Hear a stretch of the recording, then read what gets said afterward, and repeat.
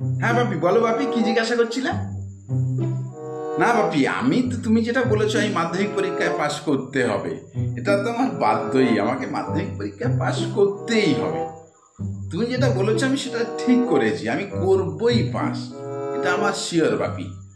কারণ কি বলতো বাপি, তুমি না বলেছো যে মাধ্যমিক পরীক্ষায় পাশ করলে তোকে কিছু একটা দেব, ওই আশায় বাপি আমি মাধ্যমিক পরীক্ষা একদম মানে পরিষ্কার পরিচ্ছন্ন ভাবে আমি লিখেছি। কলমের কালি বাপি একটাও আমি শেষ করিনি, একদম যেভাবে কলম আছে সেইভাবে আমি নিয়ে চলে এসেছি।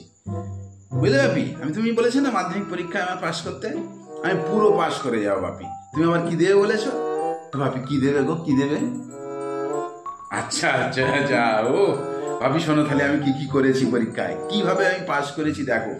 প্রথমত লেখা তো হাতে লেখার উপরে আবার নাম্বার দেয়, জানো তো বাপি? তোমাদের সময় আছে কিনা জানি না, কিন্তু আমাদের সময় হাতে লেখার উপরেও নাম্বার দেয়। মানে এত সুন্দর হাতে লেখা করতে হবে, তাতেও নাম্বার দেবে, বুঝলে বাপি? সেটাও তো করেছি। আর পরিষ্কার পরিচ্ছন্ন বজায় রাখার জন্য বাপি আমি সে যা করেছি তোমাকে কি বলে আর বোঝাবো।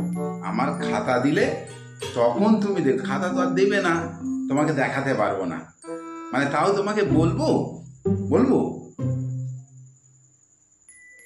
তুমি আনন্দে আবার উল্টো পাল্টা করবে না তো? মানে না না, সেই জন্য আমি বলতে চাইছি না, মানে তোমার ছেলে যদি মাধ্যমিকে ভালো রেজাল্ট করে, ভালো পাস করে, তুমি আবার আনন্দে মানে মন টন খারাপ করবে না তো? মানে অতিরিক্ত পাস যারে বলে, মানে আমি তো সবসময় থার্ড ক্লাস চলতাম, এবারে আমি পুরো ফার্স্ট ক্লাসের ওপরে। হ্যাঁ বাপি, তুমি জানতে না আমি এরকম হবো? বাপরে, আমার টার্গেট ছিল বাপি, কি বলবো তোমার, ভালো রেজাল্ট করার, এবারে ভালো মার্ক করার, ভালো পরিষ্কার পরিচ্ছন্নভাবে হাতে লেখা করা, পরিষ্কারভাবে লেখা, বুঝলে বাপি? আমি তো বললাম না, কলম যেমন কলম তেমন, মানে পরিষ্কারভাবে লিখেছি একদম হাতে লেখা, যা বলবো। পরিষ্কার পরিচ্ছন্নের জন্য আমার কত নাম্বার দেবে জানো?